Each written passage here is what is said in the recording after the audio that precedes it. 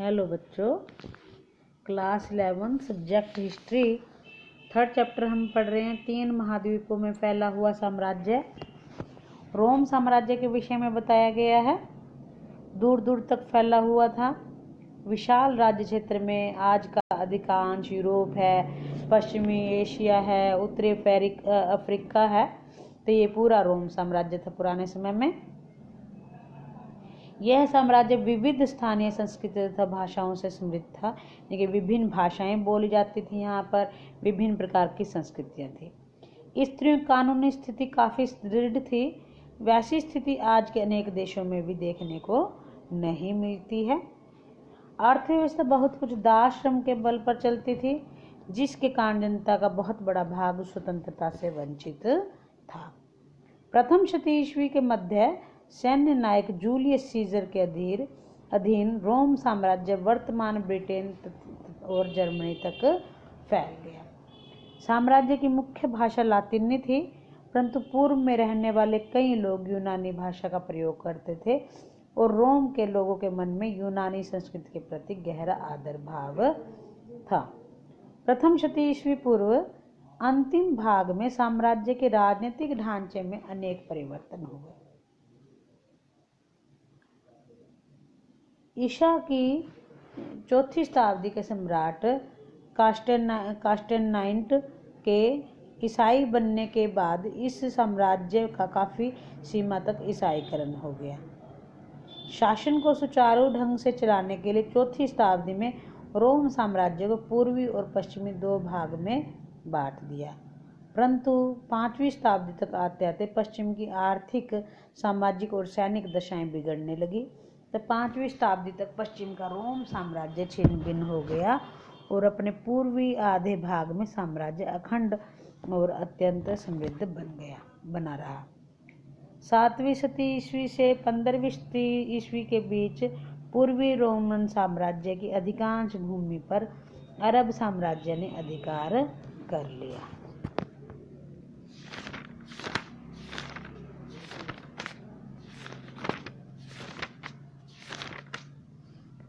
Next है Roman समाज में पारिवारिक जीवन की मुख्य विशेषताएं और स्त्रियों के विषय में भी। तो एकल परिवार व्यवस्था होती थी। यहाँ पर वयस्क अपने पिता के परिवार में नहीं रहते थे। वयस्क भाई भी बहुत कम साझे परिवार में रहते थे। दूसरी ओर दासों का परिवार का अंग माना जाता था, क्योंकि रोम वासियों के लिए परिवार की यही अवधारणा थी।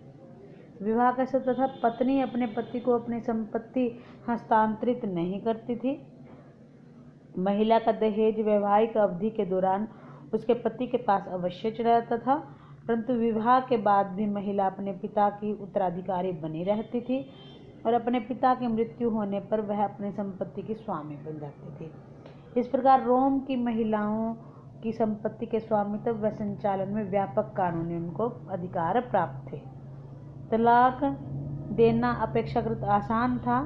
उसके लिए पति और पत्नी द्वारा केवल इच्छा की सूचना देना ही काफ़ी था।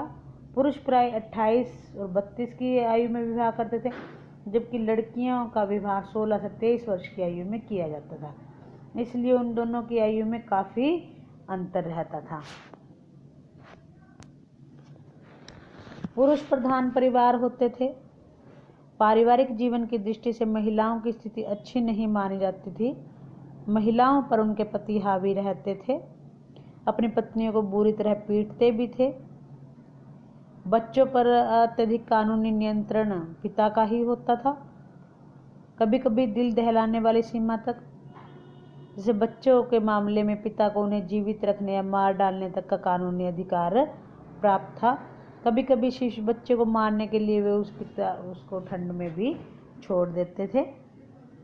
आर्थिक विस्तार बताइए रोम साम्राज्य का। खानों, खदानों, ईंटों, जैतून की फैक्ट्रियां बहुत संख्या में थी।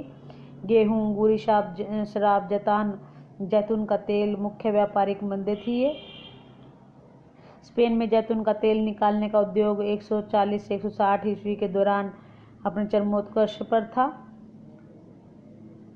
साम्राज्य के अंतर्गत ऐसे बहुत से क्षेत्र आते थे जो अपनी असाधारण उर्वरता के लिए प्रसिद्ध थे। अंगूरों की सबसे बढ़िया किस्म की शराब कैंपेनिया से आती थी। रोम क्षेत्र के अनेक बड़े बड़े भाग बहुत उन्नत अवस्था में थे। चरवाहे था खाना बदोश अपने साथ झोपड़ियां उठाए अपनी भेड़ बकरों के साथ इधर उधर घूमते रहते थे।